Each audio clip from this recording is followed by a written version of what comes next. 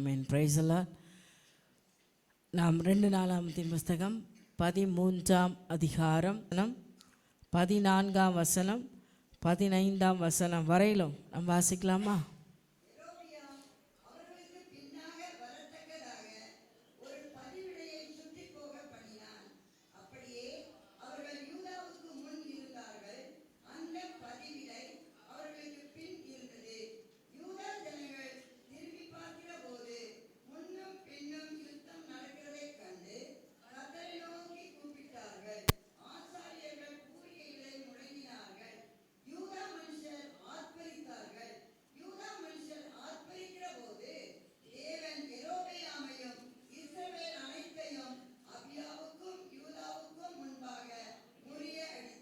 அல்லேலூயா. கர்த்தர் யூதா ஜனங்களுக்கு விரோதமாய் வந்த சகலவரையும் முறியடிக்கிற தேவனாய் இருந்தார். அல்லேலூயா. அவர் முறியடித்தார் என்று சொல்லப்பட்டிருக்கிறது.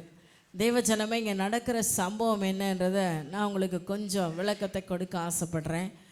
அப்படியா, இந்த ரெகேபியாம் யாரு? எரேபியாம் யாரு? சாலமோனுடைய வேலைக்காரன். ரெகேபியாம் மகன், எரேபியாம் வேலைக்காரனுடைய பிள்ளை. இந்த 2 பேருக்கும் அவங்க எழுமின காலத்தில் தான் யூதா இஸ்ரவேல் அப்படின்னு 2 பிரிவா, 12 கோத்திரமும் 2 பிரிவா பிரிஞ்சுது. இந்த 2 பிரிவில் 2 கோத்திரத்தார் ரெகேபியாம் கிட்ட போயிட்டாங்க. சாலமோடைய பிள்ளை வழி நடத்தினார், அவர்களை ராஜாவா ஆண்டார். இந்த 2 கோத்திரத்தார். மீதி 10 கோத்திரம் யார் கையில் போயிடுச்சு? சாலமோனுடைய வேலைக்காரனாகிய எரேபியாம் கையில் போயிடுச்சு. இப்போ வேலைக்காரன் எவ்வளோ பேர் ஆண்டுகிட்டு இருக்கான்? 10 கோத்திரத்தை ஆடுறான். சாலமோன் ராஜாவுடைய பிள்ளை எத்தனை கோத்திரத்தை ஆடுறாரு? 2 கோத்திரத்தை ஆடுறாரு. இதை நீங்கள் மறந்துடவே கூடாது. இதில் எவ்வளோ பெரிய பிரச்சனை இருக்குதுன்னு முன்னாடியே சொன்னேன். போன வாரமே இதை தான் நான் சொன்னேன்னு நினைக்கிறேன். அப்போ பார்த்தீங்கன்னா, இந்த எரேபியாம் எப்பவுமே இந்த 10 கோத்திரத்தை தன்னிடத்தில் இருந்தாலும் கூட இந்த 2 கோத்திரத்தை தன்னிடத்தில் சேர்த்துக்கணும். இதுக்கு முன்னாடி நம்ம படித்தோம், 12, 11ஆம் அதிகாரத்தையும் நம்ம இதுக்கு முன்னாடி கேட்டோம். அப்போ பார்த்தீங்கன்னா யுத்தத்துக்கு ரெகேபியாம் போவார். அப்போ ஆண்டவர் சொல்கிறார், நீ யுத்தத்துக்கு போகாதன்னு சொல்வார். காரணம் என்னன்னா, அந்த இடத்துல ஒரு சமாதானத்தை உண்டாக்கணும் அப்படின்னு ஆண்டவர் நினச்சாரு. நீ போய் அவங்களோட யுத்தம் பண்ணாத அப்படின்னு சொல்லிட்டார். ஆனால் இந்த இடத்துல பார்த்தீங்கன்னா ஒரு பெரிய யுத்தம் நடக்குது. எரேபியாம் வேணுன்ட்டே வந்து திரும்ப திரும்ப திரும்ப அந்த யூத ராஜாவுக்குள்ள டிஸ்டர்ப் பண்ணிகிட்டே இருக்கார். ரெகேபியாம் காலத்தில் அமைதலாயிடுச்சு. அதுக்கப்புறம் அவனுடைய பிள்ளையாகிய அபியா, இந்த ரெகேபியாமுக்கு அப்புறம் அவனோட பிள்ளை பேர் என்ன? அபியா. ஞாபகம் வச்சுக்கோங்க. எரேபியாம் யுத்தத்துக்கு அந்த யூத ஜனங்களை தன்னிடத்தில் திருப்பி கொள்ளணும். 10 கோத்திரம் தன்னிடத்தில் இருந்தாலும் இந்த 2 கோத்திரை தன்னிடத்தில் திருப்பி கொள்ள வேண்டும் என்று சொல்லி அபியாவினிடத்துல சண்டை போடும்படி, அபியாவினிடத்தில் யுத்தத்துக்கு வரும்படியா அவன் ஆயத்தமாகிற அந்த காரியம் எப்படி இருக்குன்னு சொல்லி நீங்கள் பார்க்கும்போது 13ஆம் அதிகாரம் 3ஆம் வசனத்தை வாசிங்க. அபியா தெரிந்து கொள்ளப்பட்ட 4 லட்சம் பேர், அபியா 4 லட்சம் பராக்கிரம சேவகரின் இராணுவத்தை யுத்தத்திற்கு ஆயத்தம். கொஞ்சம் நீங்க கவனிக்கணும். அபியா யாருன்னு சொன்ன? சாலமோனுடைய பேரப்புள்ள. ஷார்ட் ஆடி ஞாபகம் வச்சுக்கோங்க. அபியா சாலமோனுடைய பேரப்புள்ள. அவன் இப்போ எவ்வளோ பேர் ஆயத்தப்படுத்தியிருக்கான்? 4 லட்சம் பேர் ஆயத்தப்படுத்தியிருக்கான். அடுத்தது வாசிங்க. வேலைக்காரன், சாலமோட வேலைக்காரனோட பிள்ளை தெரிந்து கொள்ளப்பட்ட 8 லட்சம் பேர். 8 லட்சம் பேர். இவன் எவ்வளோ பேர் இப்போ ப்ரிப்பேர் பண்ணியிருக்கான்? 8 லட்சம் பேர். அவங்கள எப்படி சொல்றாங்க பாருங்க? பலத்த பராக்கிரமசாலிகளை அவனுக்கு எதிராக. அப்போ அபியாவும் பராக்கிரமசாலிகளை சேவகர்களை ரெடி பண்ணான். ஆனா அவங்கள காட்டிலும் இந்த 8 லட்சம் பேர் எப்படி இருந்தாங்க? பலத்த பராக்கிரமசாலி. அவனுக்கு எப்படி இருந்தானுங்களோ தெரியல, ராட்சசனுங்க மாதிரி. அவனுக்கு பலத்த பராக்கிரமசாலிகள் வேதம் சொல்லுது. அப்போ எவ்வளோ ஸ்ட்ராங் பர்சன். அவனோட யுத்த சேனத்தில் இருக்கிற ஒவ்வொருவரும் அவ்வளோ பராக்கிரமசாலிங்க, அவ்வளோ பயங்கரமானவங்க, யுத்தத்தில் பயிற்றுவிக்கப்பட்டவங்க, பலசாலிகளாக. இவன் 8 லட்சம் பேர் தேர்ந்தெடுக்கிறான். 4 எங்கே 8 எங்கே? எவ்வளோ டிஃப்ரென்ஸ் பார்த்தீங்களா? இவன் 4 லட்சம் 8 லட்சம். எது ஜெயிக்கும்னு நினைக்கிறீங்க? தீர்மானத்துக்கே வந்துட்டோம்ல. 8 தானே எப்பவுமே ஜெயிக்கும். ஆமாம் தானே? நீங்கள் முழிக்கிறத பார்த்தா எவனையும் ஜெயிக்க விடுற மாதிரி தெரியலையே. 4 8 சொல்லுங்க. 8 தான் ஜெயிக்கும். ஏன்னா அவன் பக்கம் தான் ஸ்ட்ராங்காக இருக்குது. லட்சமாக 8 லட்சம் பேர் பெரிய கூட்டம். நிச்சயமாக அவன் தான் ஜெயிப்பான்ல. உலக பார்வை அப்படி தான் இருக்கும். ஆனால் அவனுடைய பார்வை ரொம்ப வித்தியாசமானது. அல்லேலூயா. அவருடைய பார்வை ரொம்ப அற்புதமானது. தேவச்சனமே, நம்ம நிறைய பேர் இப்படி தான் பார்த்து பயந்துடுறோம். அவங்க கூட்டம் பெரிய கூட்டங்க, அது பெரிய ஊர் ஜனங்க, ஒரே ஃபுல்லாகவே விக்கிரக ஆராதனை செய்கிற ஜனங்க. அந்த மக்கள் மத்தியில் நான் தனியாக போய் நான் எப்படி நிற்பேன்? நான் தனி ஒரு மனுஷனாக என்னத்தை செய்ய முடியும்? என் ஜாதி ஜனங்களுக்கு முன்னால் நான் ஒரே ஒரு குடும்பம் தான் ரட்சிக்கப்பட்டிருக்கேன். நான் எப்படி அவங்களுக்கு என்னத்தை சொல்ல முடியும்? நான் எப்படி சாட்சியாக நிற்க முடியும்? அல்லேலூயா. எத்தனை குழப்பங்கள் நமக்குள்ளே உண்டு இல்லை? என் வீட்டுக்காரர் ரொம்ப பயங்கரமானவர், அவருக்கு முன்னால் நான் எப்படி சுவிசேஷம் சொல்லுவேன்? நிறைய மனைவிமாருக்கு இது ஒரு பயம், கணவன்மாருக்கும் பயம் இருக்குது. என் பொண்டாட்டி பயங்கர விக்கிரகாவி நிரம்பினவங்க, விக்கிரகத்துக்காக வைராக்கியமாக நிற்கிறவங்க, அவங்கக்கிட்ட நான் போய் எப்படி சுவிசேஷம் சொல்ல முடியும்? கணவன்மார் பயந்த காலமும் உண்டு. அல்லேலூயா. நான் சொல்வேன், அதாவது எப்பேற்பட்ட பயங்கரமான விக்கிரக ஆராதனை உள்ள குடும்பத்தில் ஒரு பெண் ரட்சிக்கப்பட்டால் அந்த குடும்பத்தை ஈஸியாக ரட்சித்து கொண்டு வந்துடுவாங்க. அவங்க வீட்டுக்காரர் எப்படி இருந்தாலும் சரி, பிள்ளைங்க எப்படி இருந்தாலும் சரி, எப்பேற்பட்ட குடும்பமாக இருந்தாலும் சரி, தலைகீழாக மாற்றிடுவாங்க.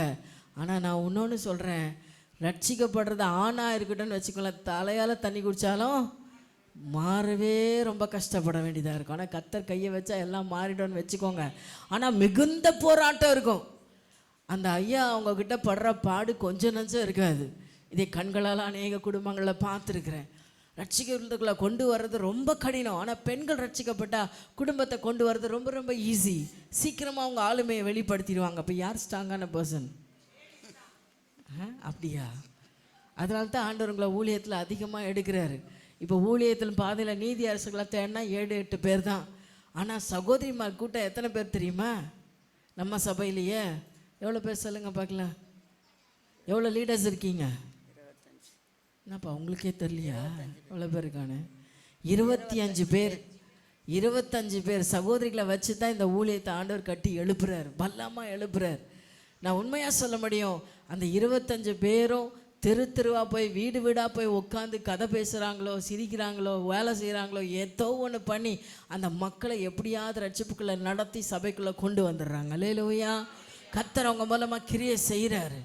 அவங்க செய்கிற ஜெபம், ஊக்கமுள்ள ஜெபம் அற்புதமான கிரியைகளை நடப்பிச்சிட்ருக்கு. அதுக்காக நீதியரசர் ஊழியம் சாதாரணமானதுன்னு நான் சொல்ல வரல. எல்லா ஊழியம் மேன்மையானது. ஆனாலும் நான் ஆதியிலிருந்து நான் சொல்ல முடியும், இந்த சகோதரிமார்கள் வீடு வீடாக தெருவா நடந்து போய் ஒவ்வொரு ஏன்னா அவங்க ஈஸியாக எல்லாரையும் கன்வே பண்ணிடுவாங்க, ஈஸியாக எல்லாரோடய பேசிடுவாங்க. வெளியில் நின்றுட்டுருக்காக பார்த்து அக்கா தங்கச்சின்னு ஏதோ ஒன்று பேசி உள்ளே போயிடுவாங்க. அது எல்லாருக்கும் ஈஸியான காரியம் இல்லை. அவங்க செய்கிற ஊழியம் மகத்தானது. அல்லேலூயா. அருமையான தேவச்சனமே, இந்த நாளிலும் கூட பார்க்கும்பொழுது பலத்த அவ்வளோ பெரிய கூட்டத்துக்கு முன்னால் இந்த சின்ன கூட்டமாகிய 4 லட்சம் பேரை வச்சு கர்த்தர் யுத்தத்தில் நின்னாலும் யுத்தத்தில் ஜெயத்தை கொடுத்தவர் யார் தான்? கர்த்தர் தான். அதனால் நீங்கள் பயப்படாதீங்க, நான் எப்படி இதை செய்வேன், நான் எப்படி இதை பண்ணுவேன்றதெல்லாம் நீங்கள் யோசிக்காதீங்க. கர்த்தர் உங்களோடு இருந்தார்னா எதை வேணாலும் சாச்சிடுவார், எதை வேணாலும் முறிச்சிடுவார், எதை வேணாலும் நிற்க பண்ணுவார், எதை வேணாலும் பிளந்துடுவார். அல்லேலூயா. அவரால் எல்லாமே முடியும். நாம் செய்ய வேண்டிய காரியம் ஒன்றே ஒன்று. தேவச்சனமே, எனக்கு ரொம்ப வருத்தமான விஷயம் என்னன்னா, இஸ்ரவேல் ஜனங்களுக்குள்ள நீங்கள் வாசித்து பார்த்தீங்கன்னா நியாயாதிபதிகள் புஸ்தகம் 2ஆம் அதிகாரம் 10ஆம் வசனத்தை வாசிங்களேன். அக்காலத்தில் இருந்த எல்லாம் கொஞ்சம் கவனமா கவனிங்க. அக்காலத்தில் இருந்த அந்த சந்ததியார் எல்லாரும் தங்கள் பிதாக்களுடன் சேர்க்கப்பட்ட பின்பு கர்த்தரையும் அவர் இஸ்ரவேலுக்காக செய்த கிரியையையும் அறியாத வேறொரு சந்ததி அவர்களுக்கு பின் எழும்பிற்று. அப்பொழுது இஸ்ரவேல் புத்திரர் கர்த்தரின் பார்வைக்கு பொல்லாப்பானதை செய்து கர்த்தரின் பார்வைக்கு பொல்லாப்பானதை செய்து பாகால்களை சேவித்து தங்கள் பிதாக்களை எகிப்து தேசத்திலிருந்து புறப்பட பண்ணின அவர்களுடைய தேவனாகிய கர்த்தரை விட்டு தங்களை சுற்றிலும் இருக்கிற ஜனங்களுடைய தேவர்களாகிய அந்நிய தேவர்களை பின்பற்றி போய் அவர்களை பணிந்து கொண்டு கர்த்தருக்கு கோபமூட்டினார்கள். அல்லேலூயா சொல்லுங்க. எத்தனை பேர் இந்த வசனம் புரிஞ்சுதா எல்லாருக்கும்? இன்னைக்கு தாய் தகப்பன்மார் நம்ம நிறைய பேர் அந்த விக்கிரத்தை விட்டு தான் மனம் திரும்பி வந்திருக்கிறோம். இங்கே இருக்கிற 99% அப்படி தான் வந்திருக்கிறோம். அந்த விக்கிரத்தை விட்டு மனம் திரும்பி வந்த கூட்டத்தார் நீங்கள் ரொம்ப கவனமாக இருக்கணும். அல்லேலூயா. ஏனென்று சொன்னால் ஒரு காலகட்டம் வரும்போது இஸ்ரவேலுக்கு செய்த அற்புதங்கள், இஸ்ரவேல் ஜனங்களை எகிப்து தேசத்திலிருந்து கொண்டு வரும்போது எவ்வளோ அற்புதங்களை செஞ்சார் ஆண்டவர். ஆச்சரியமான காரியங்களை செய்தார். செங்கடலை பிளந்தார், யோர்தானை பிளந்து நிறுத்தினார், அப்பத்தை அதாவது வானத்தின் மன்னாவை கொடுத்தாரு, காடையை கொடுத்தாரு, போன தேசத்துலலாம் எல்லா அரக்கர்களையும் கொண்டு அவங்களுக்கு அந்த தேசத்தை சுதந்திரிக்கும்படியாக கொடுத்தாரு. இவ்வளோ அற்புதங்களை செய்த ஆண்டவரை மறக்கிற ஒரு கூட்டம் எங்கே உருவானாங்க? வெளியில் இல்லை. எங்கே உருவானாங்க? இஸ்ரவேலுக்குள்ளே. பிதாக்கள் காலத்தில் செய்த அற்புதம் பிள்ளைகளுடைய காலத்தில் மறக்கப்பட்டது. இது யாருடைய பாவம் நினைக்கிறீங்க? இது யாருடைய தப்பு? நீங்க சொல்லுங்க. பிதாக்கள் காலத்தில் கர்த்தர் செய்த அற்புதங்கள் மறந்து போய் பிள்ளைகள் கர்த்தரை விட்டு பின்வாங்கினார்கள் என்று வேதம் சொல்லுது. அது யாருடைய தப்பு நினைக்கிறீங்க? யாரே தப்புயா? வசனனையா சொல்றாரு, நான் சொல்லலை. பிதாக்களுடைய தப்பு தான். நாங்கள் ஏன் ஒத்துக்கிறீங்களா? நீங்கள் தானே சொன்னீங்க பிதாக்களுடைய தப்பு. பிதாக்கள் என்ன தப்பு செஞ்சாங்க? எதை சொல்லணும்? நீங்க எப்படி கர்த்தருக்குள்ள வந்தீங்க? ஆண்டவர் உங்க வாழ்க்கையில என்னென்ன அற்புதங்களை செய்து கொண்டிருக்கிறார். அல்லேலூயா. இதை திரும்ப திரும்ப திரும்ப அவங்க கேட்குறாங்களோ கேட்கல, போய் இதே கதையை டெய்லி சொல்ல வேண்டியா அப்படின்னு சொன்னால் கூட சொல்லிக்கிட்டே இருக்கணும். அல்லேலூயா. ஏன் சொன்னால் அதை உணராத அடுத்த சந்ததியார் அதை மறந்து போவார்கள். உண்மையாகவே செங்கடலை பிளந்து நின்று பார்த்தவங்களுக்கு தான் அந்த அற்புதம் என்னன்னு தெரியும். பார்க்காத ஒருத்தக்கிட்ட வந்து நாங்கள் வரும்போது செங்கடல் பிளந்துச்சு தெரியுமா, இப்போ செங்கடல் குழிச்சு நல்லா ஓடிட்டுருக்கு, இப்போ வந்து இந்த செங்கடல் எங்களுக்காக பிளந்துச்சு தெரியுமா சொன்னால் அவன் என்ன சொல்லுவான்? லூஸ் மாதிரி பேசுனுங்க, அதை அமைதியாரு இல்லை அப்படி தானே சொல்கிறாங்க. ஆமாம், நிறைய பிள்ளைங்க அப்படி தான் சொல்கிறாங்களா? லூஸ் மாதிரி சும்மா சொன்னதையே சொல்லினுக்காத. ஆனால் பிதாக்கள் அதை மறந்துடாதீங்க. உங்கள் பிள்ளைகளுக்கு திரும்ப திரும்ப அதுக்குள்ள அர்த்தத்தை நீங்கள் சொல்லிகிட்டே இருக்கணும். என்ன காரியத்துக்காக தேவன் உங்களை நடத்தினார், எப்படி நடத்தினார், நீங்கள் ஆண்டவரை ஏற்றுக்கொண்டதின் காரணம் என்ன, இப்பொழுது எப்படி அவர் நடத்துகிறார், நீங்கள் ஏன் அவருக்காக வைராக்கியமாய் வாழ்கிறீர்கள் என்பதை பிள்ளைகளுக்கு நீங்கள் கற்பித்து கொண்டே இருக்க வேண்டும். அல்லேலூயா. பிள்ளைகள் கவனித்து கொள்ளுங்க. பெற்றோர் அதை சொல்லும்போது காது கொடுத்து கேளுங்க. ஏனென்று சொன்னால் நீங்கள் கொஞ்சம் விசுவாசத்தில் வளருவீங்க, உங்களுக்கு அடுத்த சந்ததி மறந்தே போயிடும். அல்லேலூயா. என் பாட்டி என் தாத்தாவும் அவங்க செய்த ஊழியத்தை என் கண்களால் பார்த்தபடியினால இன்னைக்கு வரல நான் மறக்கலை. ஆனால் என் பிள்ளைக்கு தெரியுமான்னு தெரில. நான் சொல்லிக்கிட்டே இருப்பேன், தெரியுமாப்பா எங்கள் தாத்தா பற்றி சொன்னதெல்லாம் அவருக்கு தெரியும். இப்போ அவர் என்ன பண்ணணும்?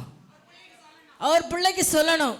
சொன்னாதான் என்னோட தாத்தா செஞ்ச ஊழியத்தின் ஆசீர்வாதத்தை நான் அனுபவிக்கிறேன், நான் செஞ்ச ஊழியத்தின் ஆசீர்வாதத்தை அவர் அனுபவிப்பாரு, அவர் செய்கிற ஊழியத்தின் ஆசீர்வாதத்தை பிள்ளைகள் அனுபவிப்பாங்க. அல்லேலூயா.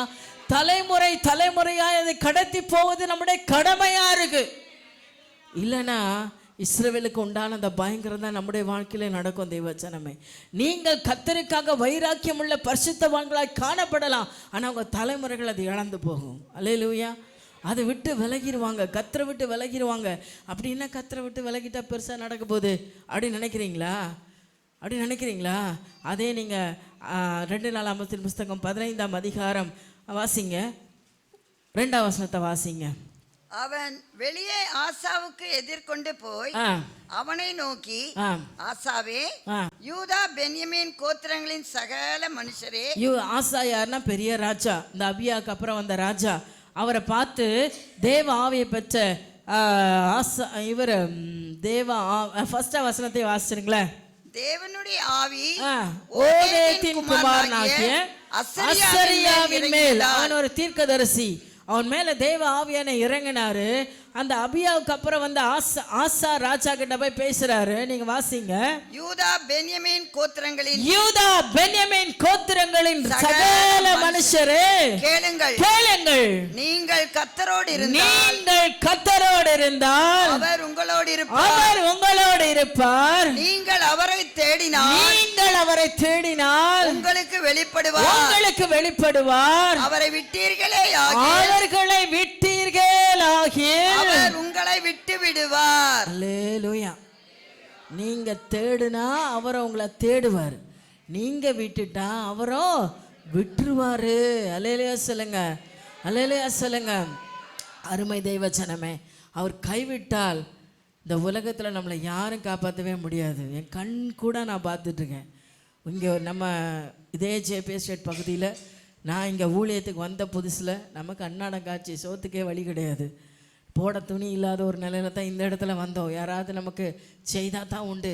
ஆனால் அன்றைக்கி அவங்கள பார்க்கும்போது அவ்வளோ பிரமித்தா வாழ்ந்தாங்க. பெரிய 2 அடுக்கு மாடி. அந்த தாயார் நல்லா ஜெபிக்கிறவங்க, நல்லா ஜெபிக்கிற ஒரு தாயார் தான். அந்த சகோதரி அதுவரையிலும் அந்த குடும்பம் ஓஹோன்னு தான் நின்றுச்சு. என்னைக்கு அந்த அம்மா தலை சாஞ்சுதோ அதுக்கப்புறம் அந்த குடும்பம் அங்கே நிலைநிற்கவே இல்லை. வீட்டை விற்றுட்டாங்க, பிள்ளைங்க சிதறடிக்கப்பட்டாங்க. 2 பிள்ளைங்களோட வாழ்க்கையுமே இன்னைக்கு எங்கே இருக்கிறாங்கன்னு தேடி கண்டுபிடிக்கிற நிலமையில இருக்கிறாங்க. அல்லேலூயா.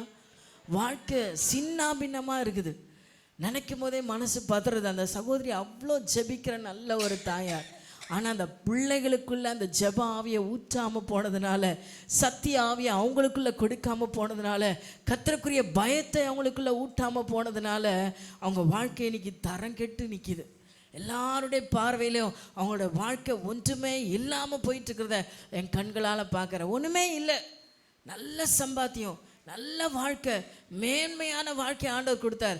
எல்லாம் போயிடுச்சு. ஒரே காரணம் என்ன தெரியுமா? அந்த பெற்றோருக்குள்ள அந்த பக்தியை பிள்ளைகளுக்குள்ளே கடத்தாமல் போனது தான். அல்லேலூயா. உங்கள் பிள்ளைகளுக்கு தேவ பயத்தை கற்றுக் கொடுக்காம போனது தான் இன்னைக்கு அவங்க வாழ்க்கை சின்ன பின்னமாகிடுச்சு. இருக்கிற இடமே தெரியாமல் போயிடுச்சு. இப்படி ஒரு குடும்பம் இங்கே வாழ்ந்துச்சு என்பதற்கு அடையாளமே இல்லாமல் போயிடுச்சு. தெய்வ ஜனமே, இன்னைக்கு உங்கள் குடும்பம் என் குடும்பம் அப்படி ஆயிடக்கூடாது. அல்லேலூயா. இங்கே நிலை நிற்கிற அத்தனை பேரும் தேவனுடைய ராஜ்யத்தில் ஒருவர் சந்திப்பது மாத்திரமல்ல, இந்த உலகத்தில் வாழ்கிற ஒவ்வொரு நாளும் நம்ம உலகத்துக்கு முன்னால் சாட்சியாக நிற்கணும். ஆண்டவராகிய தேவன் ஒருவரே கர்த்தர் என்பதற்கு நீங்களும் நானும் சாட்சியா நிற்கணும். அல்லேலூயா சொல்வீங்களா? அருமை தேவ ஜனமே, இங்க அபியா செய்த காரியம் என்னவென்று சொன்னால், அவர் சொல்றான் இஸ்ரவேல் ஜனங்களை எல்லாத்தையும் இந்த எரேபியாம் அவளுக்கு விரோதமாக யுத்தத்துக்கு வரும்பொழுது அவன் பேசின வார்த்தையில நீங்க கொஞ்சம் கவனிக்கணும். 5ஆம் வசனத்தை வாசிங்க. 4ஆம் வசனத்திலிருந்தே வாசிங்க. அப்பொழுது அபியா எப்ராயிம் மலை தேசத்தில் உள்ள செமராயிம் என்னும் மலையின் மேல் ஏறி நின்று, எரோபியாமே, எல்லா இஸ்ரவேலரே கேளுங்கள். இஸ்ரவேலை என்றைக்கும் ஆளும் ராஜ்ய பாரத்தை இஸ்ரவேலின் தேவனாகிய கர்த்தர் தாவீதுக்கும் அவன் குமாரருக்கும் மாறாத உடன்படிக்கையாய் கட்டளையிட்டதை நீங்கள் அறியீர்களா? யார பேசுறாரு? 8 லட்சம் பேர் நிக்கிறாங்க பாருங்க, அவங்கள பார்த்து பேசுறாரு. அவங்க அத்தனை பேர் யாருன்னு நினைக்கிறீங்க? 8 லட்சம் பேர் யாரு? ஆமா, அது நான் தான் சொன்னேன். அந்த 8 லட்சம் பேர் யாரு? இஸ்ரவேல் ஜனங்க. 10 கோத்திரம் இல்ல தானே? 10 கோத்திர ஜனங்க தானே. எரேபியாவுக்கு எங்க இந்த ஆட்கள் வந்தாங்க? 8 லட்சம் பேரு 10 கோத்திர ஆட்கள் தான். இவங்க எல்லாம் தேவனுடைய பிள்ளைங்க. அவங்கள பார்த்து சொல்றான், அபியா பார்த்து சொல்றாரு, இந்த இஸ்ரவேல் சமஸ்த ஜனத்தை ஆளும்படிக்கு தாவீதைத்தான் ஆண்டவர் தெரிந்தெடுத்தாரு. தாவீதுக்கு ஒரு வார்த்தை கொடுத்தாரு, உன் தலைமுறை தலைமுறை இந்த இஸ்ரவேல் ஜனங்களை நீ ஆளுவாய், உன் தலைமுறையில கொம்பை நான் ஏற்படுத்துவேன் என்பதை மாறாத பிரமாணமாய் தேவன் அவனுக்கு கொடுத்திருந்தார். ஆமா தானே? நீங்க வாசித்து பார்த்தீங்கன்னா இதெல்லாம் எங்க இருக்கு அப்படின்னா யாத்ரா புஸ்தகத்துல இருக்கு. அங்க தாவீதுக்கு அவர் உடன்படிக்கை பண்ணினதையெல்லாம் அங்க சொல்லப்பட்டிருக்குது. நீங்க பொறுமையா போய் வீட்டில் வாசிக்கும் போது நீங்க தெரிஞ்சுப்பீங்க. அங்க சொல்றாரு, தாவீதுக்கென்று இந்த சந்ததியை நான் ஏற்படுத்தினேன், இதுல தலைமுறை தலைமுறையோட பிள்ளைகளின் பிள்ளைகள் ஆளுவாங்க அப்படின்னு சொன்னார். இந்த வாக்குத்தத்தம் எப்போ தெரியுமா அவங்கள விட்டு கை நழுவி போச்சு? என்னைக்கு சாலமோன் விக்கிரத்துக்கு முன்னாடி போய் நின்றாரோ அந்த நிமிஷமே அவங்களுக்கு அந்த பிரமாணம் மாறி போயிட்டு. அல்லேலூயா சொல்லுங்க, அல்லேலூயா சொல்லுங்க. தாவீது இருந்த வரலும் கர்த்தருக்காக வைராக்கியமா ஜீவித்தான். தேவன் அவனோடு பண்ணின உடன்படிக்கை நிமித்தமாக, கர்த்தர் தாவீதுக்கு பண்ணின உடன்படிக்கை நிமித்தமாக கடைசி மட்டும் அவனுக்கென்று ஒரு கொம்பை தேவன் உயர்த்தி வச்சார். அல்லேலூயா சொல்லுங்க. அதில் தப்பி வந்தவங்க தான் அந்த அபியா, ஆசா ராஜா, யோசே ராஜா எல்லாம், அல்ல எசேக்கியா ராஜா, இவங்க எல்லாம்.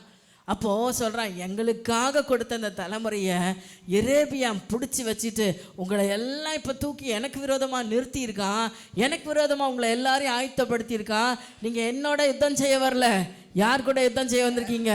கர்த்தருடைய பிரமாணத்துக்கு விரோதமாக யுத்தம் செய்ய வந்திருக்கிறீங்க. தேவன் எங்களோடு மாறாத பிரமாணத்தை வைத்திருக்கிறார். எத்தனை பேர் அவர் செய்த உடன்படிக்கையை நீங்கள் யாரும் மறக்காமல் இருக்கிறீங்க? அல்லேலூயா. நாம் ஒவ்வொருவரோடு தேவன் உடன்படிக்கை பண்ணி இருக்கிறார். எத்தனை பேருக்கு அது நினைவு இருக்கு? அல்லேலூயா. நீயே விட்டு போனாலும் நான் உன்னை விடவே மாட்டேன்னு பிடிச்சி வச்சுக்கிறதால தான் இங்கே உட்காந்துருக்கோம் எல்லாரும். அல்லேலூயா. நீங்க விலகினாலும் அவர் உங்களை விட போவதில்லை. இது புதிய உடன்படிக்கை. பழைய உடன்படிக்கை தான், நீ தேடினால் நான் தேடுவேன், நீ கூப்பிட்டா நான் செவி கொடுப்பேன், நீ என்னை தேடினா நான் உன்னை தேடுவேன்னு சொன்னார். புதிய உடன்படிக்கை என்ன தெரியுமா? நீ தேடாட்டாலும் நான் உன்னை விட மாட்டேன், நீ என்கிட்ட விலகி போனாலும் நான் உன்னை விடவே மாட்டேன்றதுனால தான் இன்னைக்கு உட்கார்ந்துருக்கோம். அல்லேலூயா சொல்லுங்க. ஐயா இப்போவாது எல்லாரும் சேர்ந்து சொல்லுங்க. அதை தயவு செய்து திரும்ப உங்கள் மனசில் பதிய வைக்க நான் விரும்புகிறேன். எல்லாரும் சேர்ந்து சொல்லுங்க பார்க்கலாம். உங்களை சொல்ல சொன்னேன். நீ என்னை விட்டு விலகினாலும் நான் உன்னை விட்டு விலகவே மாட்டேன். அல்லேலூயா. ஐயா அவங்க தெளிவாயிட்டாங்க. எல்லாருக்கும் ஞாபகம் இருக்கும், மறந்து போயிடுச்சுல. ஆனால் ரினிவல் பண்ணிகிட்டே இருக்கணும். நீங்கள் அதை மனசுக்குள்ளே சொல்லிகிட்டே இருக்கணும். உங்கள் குடும்பத்தில் இருக்கிற எல்லார்கிட்டையும் சொல்லிகிட்டே இருக்கணும். கர்த்தர் உன்னை கைவிடாதனால தான் இன்றைக்கி நம்ம நல்லா இருக்கிறோம்ப்பா. கர்த்தர் நம்ம விட்டு விலகாதனால தான் நம்ம எவ்வளோ அநியாயம் அக்கிரமா பண்ணாலும் நம்முடைய குடும்பம் சிறப்பாக இருக்குது. இது யாருக்கு சொல்லிகிட்டே இருக்கணும்? பிள்ளைகளுக்கு சொல்லிகிட்டே இருக்கணும், நம்முடைய குடும்பத்துக்கு சொல்லிகிட்டே இருக்கணும். மனைவி கணவனுக்கு சொல்லுங்க, கணவன் மனைவிக்கு சொல்லுங்க. இந்த புதிய உடன்படிக்கையினாலே மாத்திரமே நாம் ஒவ்வொரு குடும்பங்களும் காப்பாற்றப்பட்டு கொண்டு இருக்கிறோம். அல்லேலூயா. அவர் செய்த உடன்படிக்கை அவர் மறக்கிறவல்ல, நீங்களும் மறந்து போகாமல் இருங்க. அல்லேலூயா. அப்படியா அதுக்கப்புறம் சொல்றார், இதனால நீங்க கர்த்தருக்கு விரோதமாக யுத்தம் பண்ண வரீங்க, நாங்கள் உடன்படிக்கையை மறவாதபடியினால கர்த்தருக்கு எப்படி இருக்கிறோம்னு சொல்றாரு பாருங்க. 9ஆம் வசனத்தை வாசிங்க. நீங்கள் ஆரோனின் குமாரராகிய கர்த்தருடைய ஆசாரியரையும் லேவியரையும் தள்ளிவிட்டு, ஏன்னா எரேபியாம் செஞ்சான் இல்ல, அவன் விக்கிரகத்தை எல்லாம் உருவாக்கி அதே 8ஆம் வசனத்துல பார்த்தீங்கன்னா போடப்பட்டிருக்க. எரேமியா பொன் கன்றுக்குட்டிகள் எல்லாம் உருவாக்கி இஸ்ரவேல் ஜனங்களை வழி தப்பி போன செய்தான். அதை பிடிக்காத அநேக ஆசாரியர்கள் என்ன பண்ணிட்டாங்க? விலகி வந்து ரெகேபியாமோட சேர்ந்துட்டாங்க. அபியாவோட ஆட்கள் யூதா ஜனங்களோட சேர்ந்துட்டாங்க. ஸோ ஆசாரியர்கள் எல்லாம் இப்போ எங்கே வந்துட்டாங்க? ஆசாரியர்கள் லேவியர்கள் எல்லாருமே எங்கே வந்துட்டாங்க? யூதா ஜனங்களோட சேர்ந்துட்டாங்க. இந்த இஸ்ரவேல் கூட்டத்தில் இருந்த ஆசாரியர்கள் எல்லாம் வந்துட்டாங்க. தேசங்களின் ஜனங்களைப் போல உங்களுக்கு ஆசார்களை உண்டு பண்ணவில்லையோ, இளங்காளைகளையும் 7 கடாக்களினாலும் என்னை பிரதிஷ்டையாக்கும்படி வருகிற எவனும் தெய்வம் அல்லாதவர்களுக்கு ஆசாரியனாய் இருக்கிறானே. இதெல்லாம் எகேபியாம் பண்ணார். ரெகேபியாம் என்ன பண்ணாரு? இஸ்ரவேல் ஜனங்களை விக்கிரத்தை ஆராதிக்கிறதுக்கு அவங்கள எல்லாம் வழிவிக பண்ண போனார். ஆனால் அபியா சொல்றான், நாங்களோ 10ஆம் வசனம், எங்களுக்கோ கர்த்தரே தேவன். நீங்க சொல்லுங்கப்பா, உங்களுக்கு யார் தேவன்? எங்களுக்கோ கர்த்தரே தேவன். தேவன். சத்தம் பத்தாது. உங்களுக்கு யார் தேவன்? கர்த்தரே தேவன். கர்த்தரே தேவன். கர்த்தரே தேவன். வேறொரு தேவன் நமக்கு இருக்கவே கூடாது. நமக்கு கர்த்தர் ஒருவர் தான் தேவனா இருக்கணும். அவர் ஒருவருக்கு மாத்திரம்தான் நம்ம தேவனுடைய பிள்ளைகளா வாழணும். அல்லேலூயா, அல்லேலூயா சொல்லுங்க. தேவச்சனமே, இந்த பிற்கால சந்ததி வழிவிட்டு விலகி போகாதபடிக்கு எச்சரிப்பை சொல்ல வேண்டியது பெற்றோருடைய கடமையாக இருக்குது.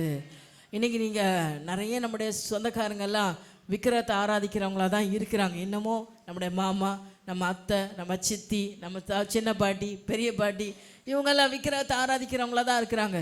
நிறைய விசேஷங்கள் நம்ம கூப்பிட்றாங்க. போன வாரம் கூட எங்கள் சொந்தக்காரில் ஒருத்தர் ஃபோன் போட்டு கூப்பிட்டாங்க, எங்கள் ஊரில் திருவிழா நடக்குது வாங்க.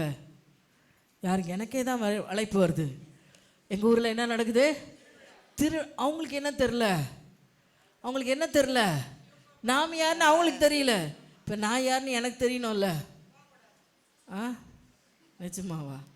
எத்தனை பேர் இங்கேருந்து டிம்கி குதிட்டு ஆராதனை கட் பண்ணிட்டு போகிறீங்க திருவிழாவுக்கு? இல்லை, ஆராதனையை விட்டுட்டு எத்தனை பேர் கல்யாணத்துக்கு ஓடுறீங்க போகிறீங்களா? எங்கள் ஊரில் தைப்பூசம் கொண்டாடுறாங்க, ஆடு வெட்டி கறி போடுறாங்க, ஆட்டுக்கறி சாப்பிட்றதுக்காக கூட்டம் கிளம்பிடுது. காது குத்து கல்யாணம் பண்ணுறாங்க, அதுக்கு ஓடி போயிடுது. அல்லேலூயா சொல்லுங்க. ஆராதனில் ஆளை காணும். தேடினா அடுத்த நாள் ஃபோன் பண்ணால் என்ன சொல்கிறாங்க? நான் இங்கே போயிட்டேன், பழனியில் மொட்டை போட்டாங்க அங்கே போயிட்டேன், திருவண்ணாமலை என் பிள்ளை காது குத்துறாங்க அங்கே போயிட்டேன். அல்லேலூயா, அல்லேலூயா சொல்லுங்க. அல்லேலூயா நல்லா தான் சொல்கிறீங்க. எதுக்கு சொல்கிறீங்கன்னு தான் எனக்கு புரியல. அருமையான தேவச்சனமே, உங்கள் சொந்த பந்தங்கள் இன்னும் விக்கிரத்தை ஆராதிக்கிறவளா இருந்தாலும் கூட நீங்கள் உங்களுக்கும் அவளுக்கும் வித்தியாசத்தை உண்டாக்க வேண்டும். அல்லேலூயா. விக்கிரகத்துக்கும் கர்த்தருக்கும் சம்பந்தம் ஏது? அதுக்காக நீங்கள் விக்கிரகத்தை ஆராதிக்கிற எல்லாரையும் வெறுத்து தூரமாக வச்சுருங்க. யாரையும் வீட்டில் சேர்க்காதீங்க. அப்படியெல்லாம் சொல்லலை. அன்பு பாராட்டுங்க. நல்ல நேரம் நல்ல உங்கள் வீட்டில் கூப்பிட்டு நல்லா சோறு போடுங்க, அவங்களுக்கு துணிமணிகளை எடுத்து கொடுங்க, அன்பாக நேசிங்க. நீங்கள் அவங்கள போய் அன்பாக நேசிங்க, தப்பு இல்லை. அவங்க வீட்டுக்கு போங்க வாங்க. ஆனால் வாப்பா அக்கா வந்து கூப்பிடுவாங்க, பா வா நீ தான் எங்கள் வீட்டில் பெரிய பிள்ளை, உன் மேலே உண்மையாகவே அக்கா அன்பு வச்சுருக்கு தான் இருக்குது, இல்லைன்னு சொல்லலை. அன்பு வைக்கிறதுனால நான் வச்ச மாதிரியே உனக்கும் நான் பொட்டு வச்சு விட்றேன் வா அப்படின்னு வச்சா என்ன பண்ணுறது? தலை காட்டலாமா? காட்டின தலை ஊந்துடும். அல்லேலூயா. இப்போ தலை நேராக நிற்கிது. அதுக்கப்புறம் என்ன ஆகும்? தலை உழுந்து ஆடும் போது யாருமே அக்கா வந்து தூக்கி நிறுத்தாது. புரியுதா உங்களுக்கு?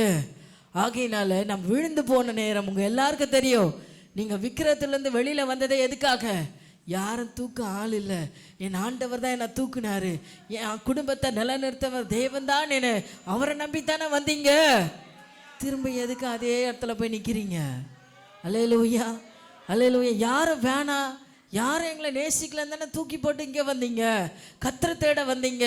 திரும்ப அந்த இடத்துல போய் நிற்கலாமா? நான் நிற்க வேண்டிய எது இடம்னு தான் நான் உங்களுக்கு சொல்லிகிட்டு இருக்கேன். எல்லா நேரமும் இல்லை.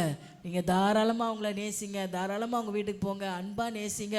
உங்கள் வீட்டில் கூப்பிட்டு நல்லா பிரியாணி, பாயாசம், வடை பாயாசம்லாம் செஞ்சு கொடுங்க, தப்பே கிடையாது. முடிஞ்சால் சர்ச்சை கூட கூப்பிட்டு வாங்க, நான் ஒன்றுமே சொல்ல மாட்டேன். அல்லேலூயா.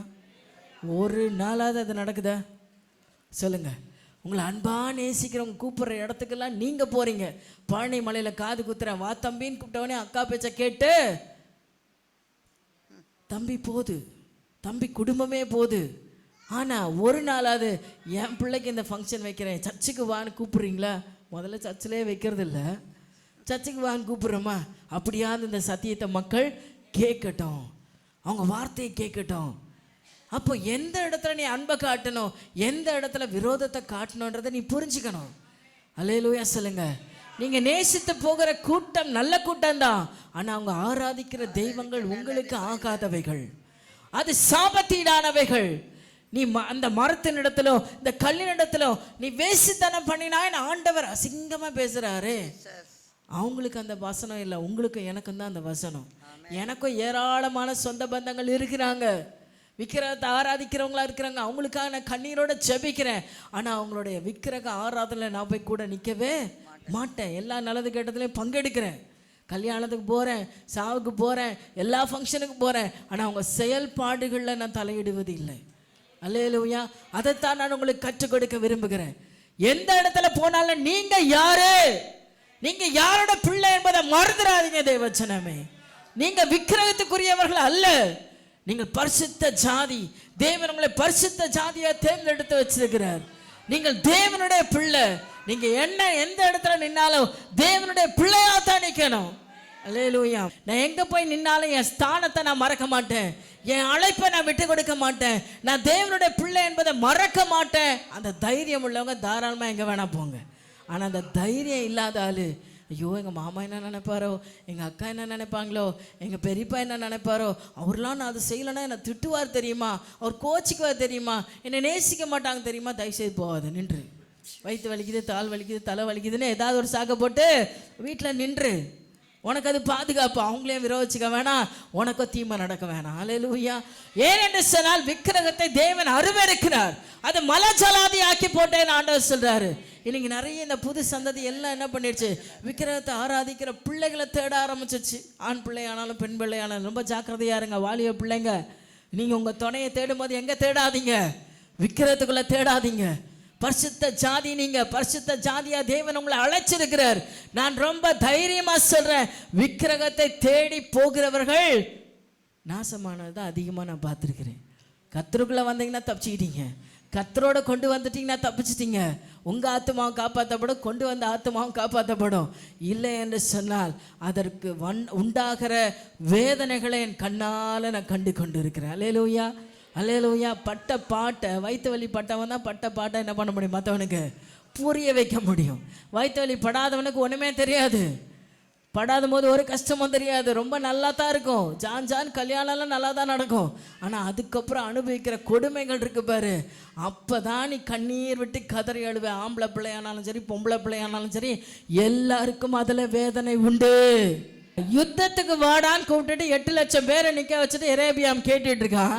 இவன் அங்கே போய் பிரசங்கம் பண்ணினுக்கிறான். என்ன பிரசங்கம் பண்ணுகிறான், நாங்கள் ஆசாரிப்பு கூடாரத்தில் காலையும் மாலையும் தகன பலி செலுத்துகிறோம், அப்பத்தை வைக்கிறோம், நாங்கள் தினந்தோறும் விளக்க கொளுத்துறோம். இதெல்லாம் அங்கே கேட்பாங்களா? யோசிச்சு பாருங்க கொஞ்சம். யுத்தத்தில் நிற்க வேண்டிய, பேச வேண்டிய வார்த்தை என்ன, நீ வாடா, நானா நீ ஏன் பார்த்துடுற, வா வா பார்க்கலாம், அப்படி தானே பேசணும். ஆனால் அவன் என்ன பேசிட்டு இருக்கான், நாங்கள் தினந்தோறும் கர்த்தருக்கு சர்வாங்க தகன பலிகளை சுகந்த வாசனையாக தூபத்தையும் செலுத்துகிறோம். அல்லேலூயா. தகன பலி செலுத்துகிறோம். தேவஜனமே, இங்க இருக்கிற ஒவ்வொருவருக்கும் நான் உங்களை சொல்லுகிறேன், ஒவ்வொருவரும் தனித்தனியாய் உங்களை தகன பலியாய் கர்த்தருடைய பாதத்தில் அர்ப்பணிக்கணும்.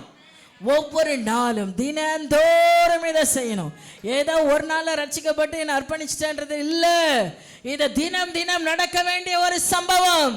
அனுதினமும் உங்க சரீரத்தை தகன பலி ஆக்கணும். அல்லேலூயா. ஏன் அப்படி சொல்றேன் அப்படின்னா, எப்பவுமே இந்த ஆத்மாவுக்கும் இந்த சரீரத்துக்கும் ஒரு பெரிய போராட்டம் இருந்துகிட்டே இருக்கும். இந்த சரீரம் எப்பவுமே எதை தான் வாஞ்சிக்கும், சரீரம் எதை வாஞ்சிக்கும், உலகம், உலகத்தின் உறவுகள், உலகத்தில் இருக்கிற ஆசபாசங்கள், உலகத்தில் இருக்கிற பெருமைகள், உலகத்தில் இருக்கிற மேன்மைகள், இதை இந்த சரீரம் நாடி தேடும். ஆனால் இந்த ஆத்மா எதை தேடும், கர்த்தருக்குரியதை, கர்த்தருக்குரிய காரியங்களில் எப்பவுமே ஆவி, கர்த்தர் நமக்குள்ள தந்த தேவ ஆவி, அதுவும் இதில் சொல்லப்பட்டிருக்கு. அப்போ அந்த தேவ ஆவியானவர் இந்த ஆத்மாவை தான் ஆளுகை செய்வார். இந்த சரீரத்தை இந்த ஆவியானவர் ஆளுகை செய்ய இந்த சரீரம் விடாது. அவர் ஆளுகை செய்ய நினைப்பாரு, ஆனால் அந்த சரீரம் எப்பவுமே அதுக்கு விடாது.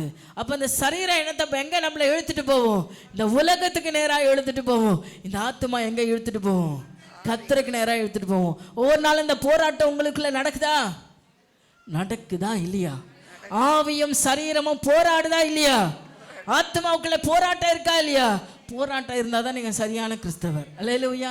போராட்டமே இல்லை, எங்கே வேணாலும் போகலாம், என்ன வேணாலும் பண்ணலாம் அப்படின்னு உங்கள் மனசு சொல்லிட்டு இருந்தனா நீங்கள் இன்னும் முழுசாக ரட்சிக்கப்படவே இல்லை என்பது தான். அல்லேலூயா.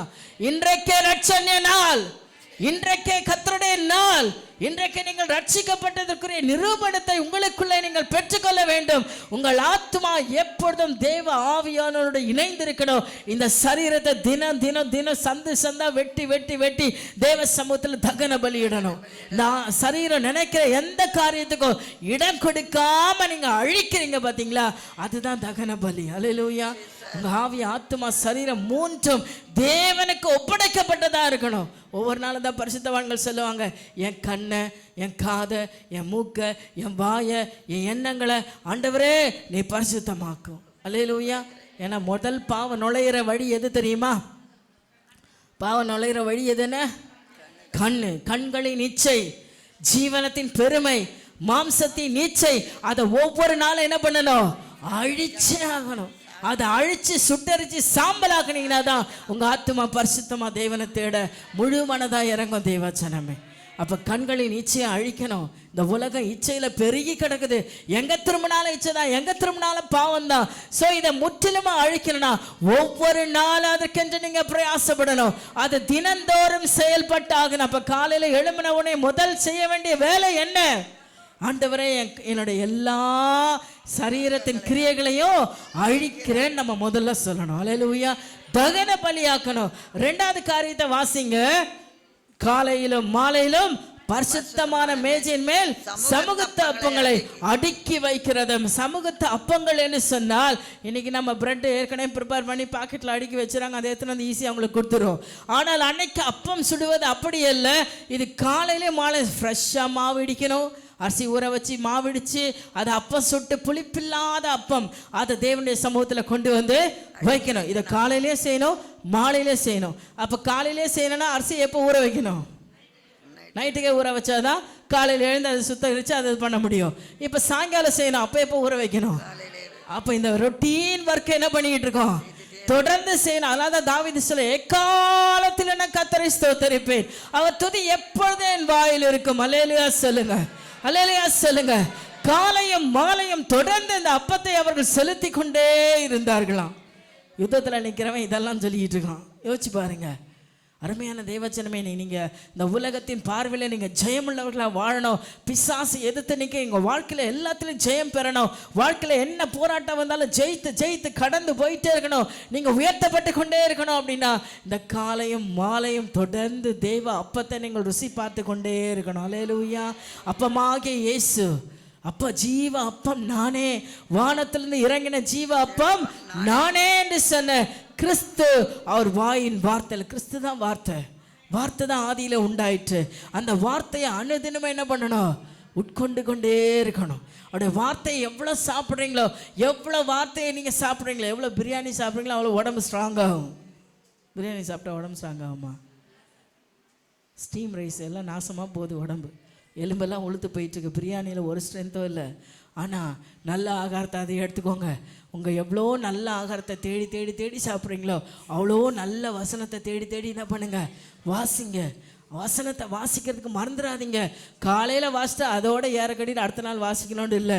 நேரம் கிடைக்கும் போதில்ல காலையும் மாலையும் வசனத்தை நீங்கள் தியானித்து கொண்டே இருக்கணும். வசனத்தை இருதயத்துக்குள்ளே வாசித்து கொண்டே இருக்கணும். ஒரு வசனம் படித்தாலும் சரிங்க, அன்னைக்கு ஃபுல்லுதான் அது உங்கள் தியானமாக இருக்கட்டும். அல்லேலூயா. வசனத்தை படித்து என் வாழ்க்கை வீணாக போச்சு, இந்த வசனத்தை படிக்க 1 மணி நேரம் எனக்கு டைம் வேஸ்ட் ஆகுது அப்படின்னு யாராவது நினச்சிங்கன்னு வச்சுக்கோங்க, உங்கள் வாழ்க்கையே வேஸ்ட் ஆகிட்டு இருக்குதுன்னு அர்த்தம். அல்லேலூயா சொல்லுங்க. படிக்கிற பிள்ளை ஒவ்வொரு நாளும் ஸ்கூலுக்கு நீங்கள் நினைப்பீங்கள்ல, ஸ்கூலுக்கு போகிற பிள்ளை டெய்லி போகணும். 2 நாள் லீவ் போட்டால் என்ன சொல்வீங்க? என்ன சொல்வீங்க? ₹1,00,000 கட்டி படிக்க வைக்கிறீங்க வருஷத்துக்கு. 2 நாள் லீவ் போட்டால் பெற்றோர் என்ன சொல்வீங்க? 2 நாள் தான் லீவ் போட்டான், ஏன் வேஸ்ட்டாக போகுது? அடுத்த நாள் அவன் படிச்சிக்க மாட்டானா? விட்றீங்களா? விட்றீங்களா?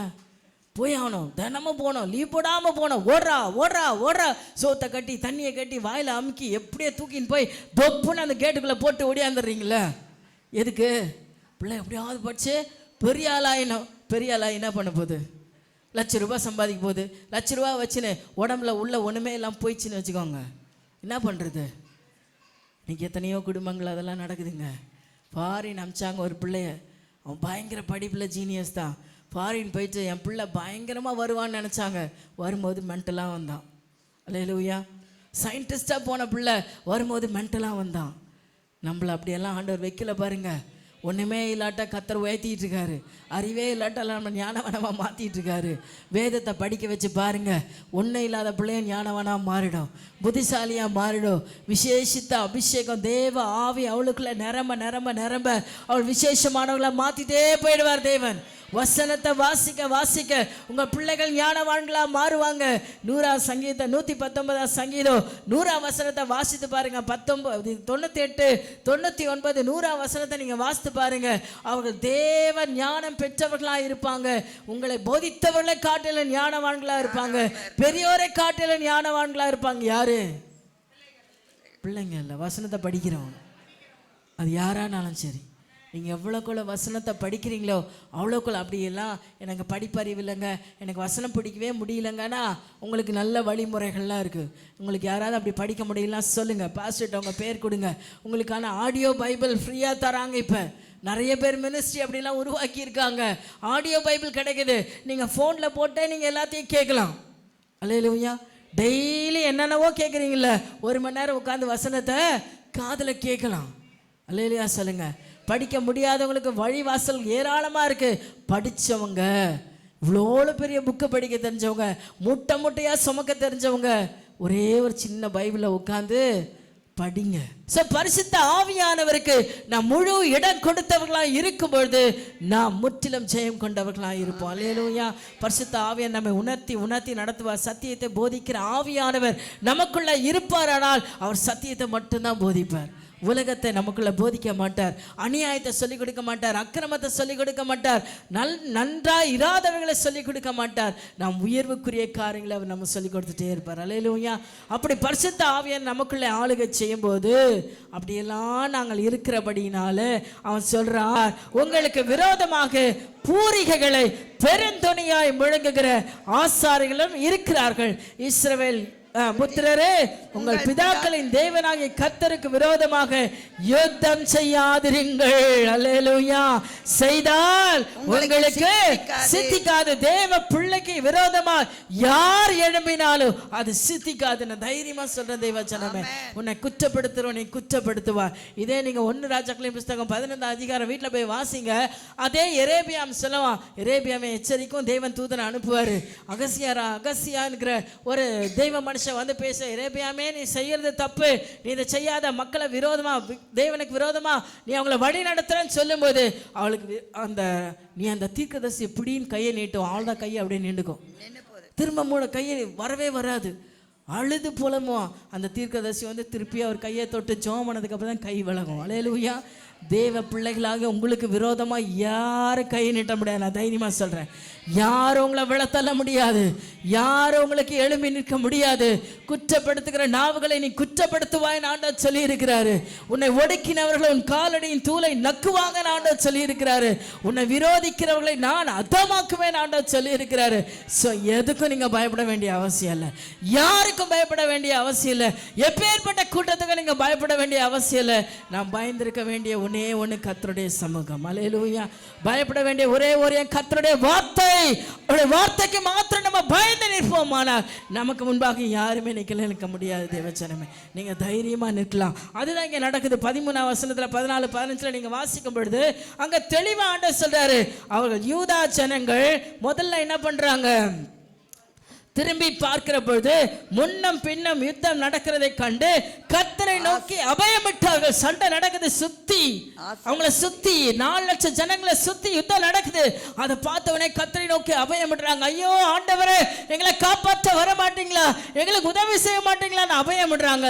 ஆனால் ஆசாரியர்கள் பூரிகளை முழங்கினார்கள். யூதா மனுஷர் ஆர்ப்பரித்தார்கள். அங்க ஆசாரியன் ஆர்ப்பரிக்கும் பொழுது யூத ஜனங்க அப்படியே டேர்ன் அவுட் பாருங்க. அல்லேலூயா. ஆர்ப்பரித்தல் எப்பங்க வரும்? அழுது கொண்டிருந்த ஜனங்கள் ஆசாரியர்கள் தேவனுடைய பூரிகைகளை ஊதும் பொழுது ஆர்ப்பரிக்கும் பொழுது யூத ஜனங்க என்ன ஆயிட்டாங்க, இப்ப ஆர்ப்பரிக்க ஆரம்பிச்சாங்க. கர்த்தரே தேவன், கர்த்தரே தேவன், அவரே என்று வேறொரு தேவன் இல்லைன்னு சொல்லி அவர்கள் ஆர்ப்பரித்த நேரம், யூதா மனுஷன் ஆர்ப்பரிக்கிற போது தேவன் எரேபியாமையும் இஸ்ரவேல் அனைத்தையும் அபியாவுக்கும் யூதாவுக்கும் முன்பாக முறியடித்தார். யுத்தத்தை ஜெயித்தவர் யாரு? கர்த்தர் தான். யுத்தத்தை அவர் பார்த்துக்குவாரு. நீங்க யுத்தத்துல நிக்க வேண்டாம். நீங்க உங்க வாழ்க்கைக்காக போராட வேண்டாம். முன்னேற்றத்துக்காக அழுது புலம்ப வேண்டாம். கர்த்தர் யுத்தம் பண்ண விட்டுருங்க. அவர் செயல்படட்டும். நீங்க உத்தமமா கர்த்தரை பின்பற்றுங்க.